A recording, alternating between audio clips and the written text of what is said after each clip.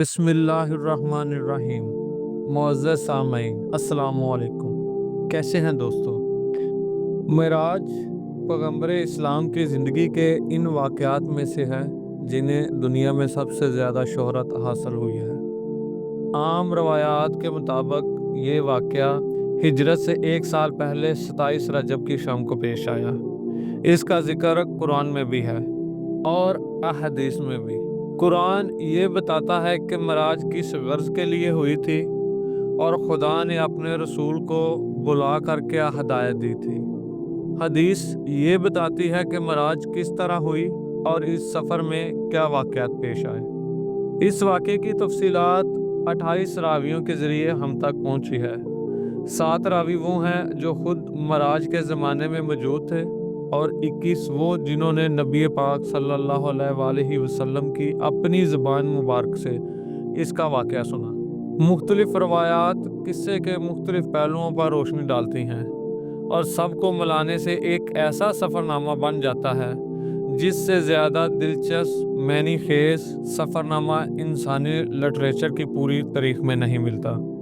हज़रत मोहम्मद मुस्तफ़ा सल्लल्लाहु अलैहि वसल्लम को पैगंबरी के मुनसब पर सरफराज हुए 12 साल गुजर चुके थे। 52 वर्ष की उम्र में हरमे काबा में सो रहे थे। यकायक जबरील अमीन अलैहिस्सलाम आए, आपको जगाया, नींद बेदारी हालत में उठाकर आपको जमजम के पास ले गए, सीना चाक किया, जमजम के पानी से इसको धोया, फिर इसे इल्म, बुर्दबारी, दनाई और ईमानो यकीन से भर दिया। इसके बाद आप सल्लल्लाहु अलैहि वसल्लम की सवारी के लिए एक जानवर पेश किया जिसका रंग सफ़ेद और कद खच्चर से कुछ छोटा था, बर्क़ की रफ्तार से चलता था और इसी मुनासबत से इसका नाम बुराक था। पहले अंबियाए अलैहिस्सलाम भी इसी नोयत के सफ़र में सवारी पर जाया करते थे। जब आप सल्लल्लाहु अलैहि वसल्लम सवार होने लगे तो वो चमका। जबरील अमीन अलैहिस्सलाम ने इसे थपकी दी और कहा, देख क्या करता है, आज तक मोहम्मद सल्लल्लाहु अलैहि वसल्लम से बड़ी शख्सियत का कोई इंसान तुझ पर सवार नहीं हुआ। फिर आप सल्लल्लाहु अलैहि वसल्लम इस पर सवार हुए और जबरील अमीन आप सल्लल्लाहु अलैहि वसल्लम के साथ चले। पहली मंजिल मदीने की थी, जहां उतरकर आप सल्लल्लाहु अलैहि वसल्लम ने नमाज पढ़ी। जबरील अमीन अलैहिस्सलाम, आप इस जगह हिजरत करके आएंगे। दूसरी मंजिल तूरे सीना थी, जहां खुदा हज़रत मूसा अलैहिस्सलाम से हम कलाम हुए। तीसरी मंजिल बैतुल्लहम की थी, जहां हज़रत ईसा अलैहिस्सलाम पैदा हुए। चौथी मंजिल बैतुल मुक़द्दस थी, जहां बुराक का सफ़र ख़त्म हुआ। बैतुल मुक़द्दस पहुंचकर आप सल्लल्लाहु अलैहि वसल्लम बुराक से उतर गए और इसी मुकाम पर इसे बांध दिया जहां पहले अंबिया इसे बांधा करते थे। हैकल सुलेमानी में दाखिल हुए तो इन सब पैगंबरों को मौजूद पाया जो इब्तदाए दुनिया से लेकर अब तक पैदा हुए थे। फिर आप सल्लल्लाहु अलैहि वसल्लम के पहुंचते ही नमाज के लिए साफ बंदी हो गई। सब मुंतजिर थे कि इमामत के लिए कौन आगे बढ़ता है। जबरील अमीन अलैहिस्सलाम ने आप सल्लल्लाहु अलैहि वसल्लम का हाथ पकड़ा और आपको आगे बढ़ा दिया और फिर आप सल्लल्लाहु अलैहि वसल्लम ने सबको नमाज पढ़ाई। इसके बाद एक सीढ़ी आपके सामने पेश की गई और जबरील अमीन अलैहिस्सलाम इसके ज़रिए से आप सल्लल्लाहु अलैहि वसल्लम को आसमान की तरफ ले चले। अरबी ज़बान में सीढ़ी को मराज कहते हैं और इसी मुनासबत से ये सारा वाक़या मराज तुल नबी के नाम से मशहूर है। पहले आसमान पर पहुंचे तो दरवाज़ा बंद था। मुहाफ़िज़ फरिश्तों ने पूछा कि कौन आया है। जबरील अमीन अलैहिस्सलाम ने अपना नाम बताया। पूछा, तुम्हारे साथ कौन है? जबरील अमीन अलैहिस्सलाम ने कहा, मोहम्मद सल्लल्लाहु अलैहि वसल्लम। पूछा, क्या इन्हें बुलाया गया है? कहा, हाँ। तब दरवाज़ा खुला और आप सल्लल्लाहु अलैहि वसल्लम का पुरतपाक इस्तकबाल किया गया। यहाँ आप सल्लल्लाहु अलैहि वसल्लम का तारुफ फरिश्तों और इंसानी अरवाह की इन सब बड़ी शख्सियतों से हुआ जो इस मरहले पर मुकीम थी। इनमें से नुमायां शख्सियत एक ऐसे बुजुर्ग की थी जो इंसानी बनावट का मुकम्मल नमूना थी।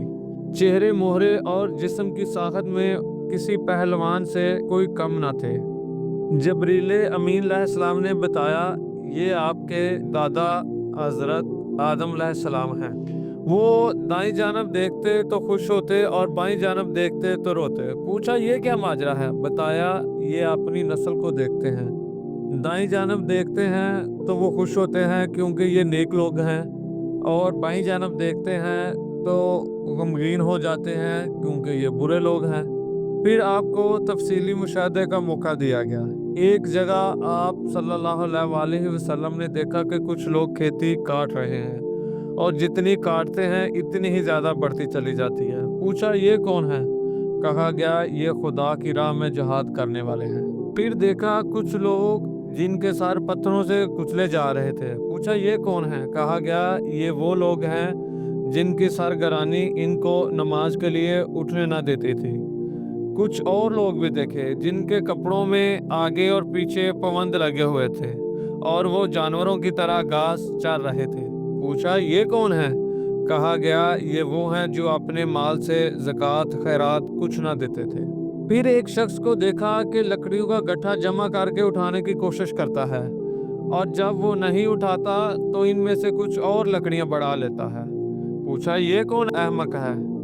ये वो शख्स है जिस पर अमानतों और जिम्मेदारियों का इतना बोझ था कि उठा ना सकता था, मगर ये इनको कम करने की बजाय और ज्यादा जिम्मेदारियां अपने ऊपर लादे चला जा रहा है।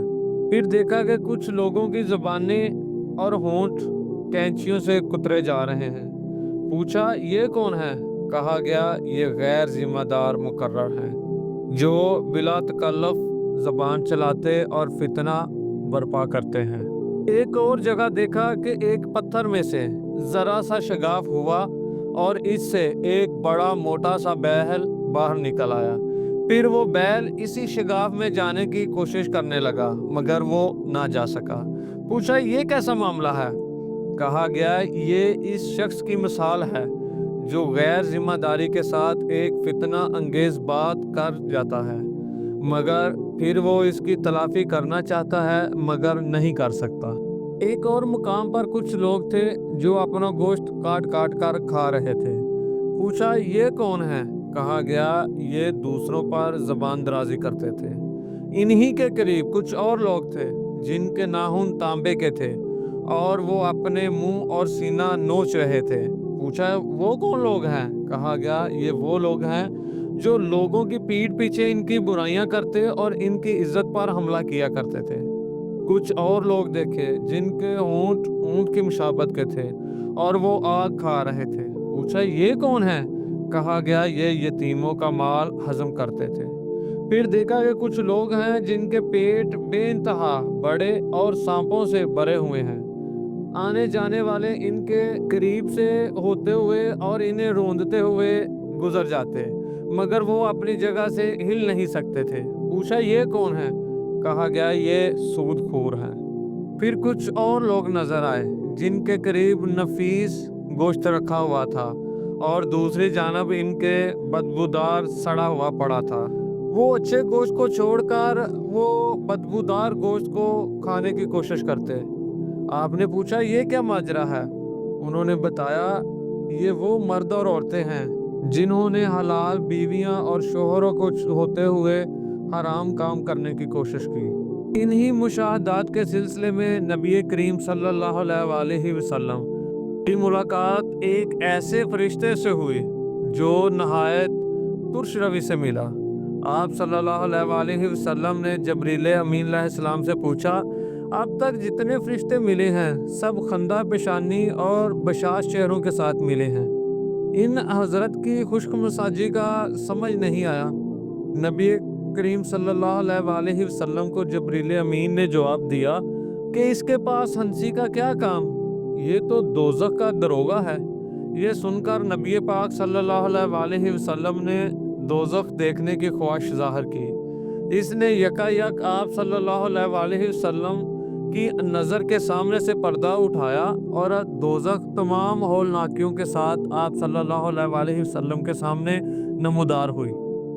इस मरहला से गुजर कर आप सल्लल्लाहु अलैहि वसल्लम दूसरे आसमान पर पहुँचे।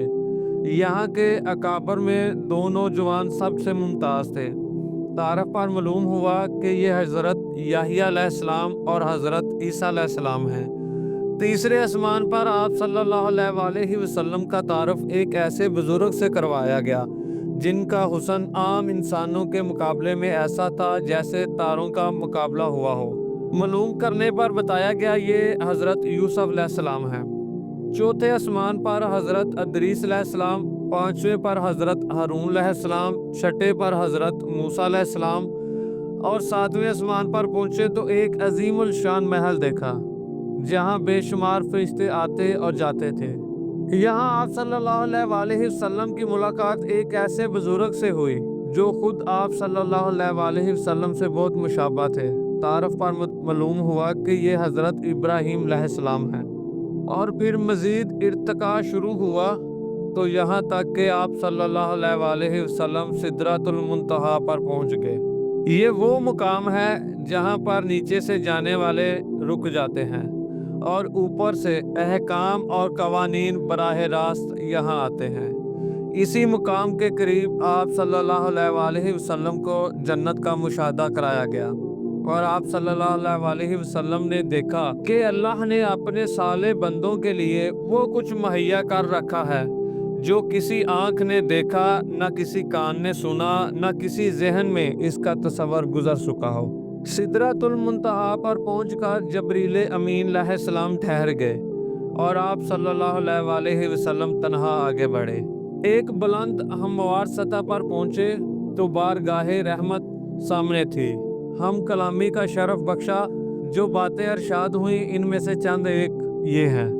नंबर 1, हर रोज़ 50 नमाजें फ़र्ज की गईं। नंबर 2, सूरह बकरा की आखिरी 2 आयातें तालीम फरमाई गईं।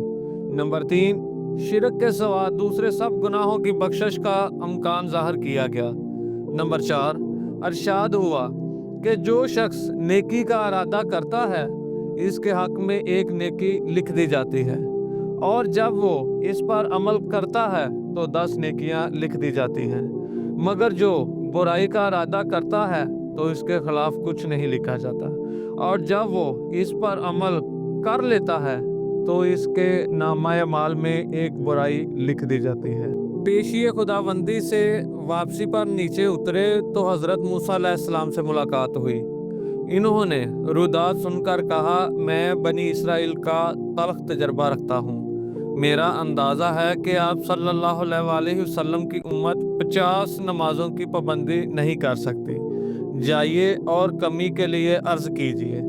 आप सल्लल्लाहु अलैहि वसल्लम गए और अल्लाह जल्ला शानहू ने 10 नमाजें कम कर दी। पलटे तो हज़रत मूसा अलैहिस्सलाम ने फिर वही बात की। इनके कहने पर आप सल्लल्लाहु अलैहि वसल्लम बार बार ऊपर जाते रहे और हर बार 10 नमाजें कम होती रहीं। आखिर 5 नमाजों की फर्जियत का हुक्म हुआ और फरमाया गया कि यही 50 के बराबर हैं। इसी के सफ़र में आप सल्लल्लाहु अलैहि वसल्लम इसी सीढ़ी से उतरकर बैतुल मुक़द्दस आए। यहाँ फिर तमाम पैगंबर मौजूद थे। आप सल्लल्लाहु अलैहि वसल्लम ने इनको नमाजों की फर्जियत का बताया और आप सल्लल्लाहु अलैहि वसल्लम ने इनको नमाज पढ़ाई जो गालबन फजर की नमाज थी। फिर बुराक पर सवार हुए और मक्का वापस पहुंच गए। सुबह सबसे पहले आप सल्लल्लाहु अलैहि वसल्लम ने अपने चचाजाद बहन उम्मे बानी को ये वाक़या सुनाया। फिर बाहर निकलने का कसद किया तो इन्होंने आप सल्लल्लाहु अलैहि वसल्लम की चादर पकड़ ली और कहा, खुदा के लिए ये किस्सा लोगों को ना सुनाइएगा वरना इनको आप सल्लल्लाहु अलैहि वसल्लम का मजाक उड़ाने का एक और शोशा हाथ आ जाएगा, नाउज़ुबिल्लाह। मगर आप ये कहते हुए बाहर निकल गए कि मैं ज़रूर बयान करूँगा। हरमे काबा में पहुँचे तो अब्बू जहल से आमना सामना हुआ। इसने कहा, कोई ताज़ा खबर? फरमाया, हाँ मौजूद है। उसने पूछा, क्या? आप सल्लल्लाहु अलैहि वसल्लम ने फरमाया कि मैं आज रात बैतुल मुक़द्दस गया था। कहा, बैतुल मुक़द्दस? रातों रात गए और वापस भी आ गए? कहा, हाँ। तो उसने कौम को जमा करना शुरू कर दिया।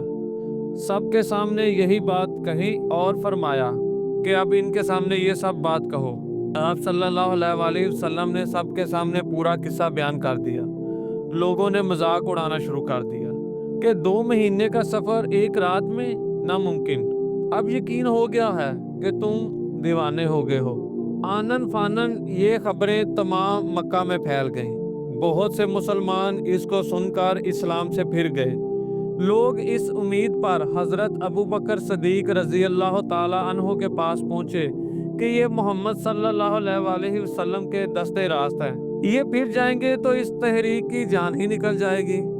इन्होंने ये किस्सा सुनकर कहा, अगर वाकई मोहम्मद सल्लल्लाहु अलैहि वसल्लम ने ये वाकया बयान किया है तो ज़रूर ये सच होगा।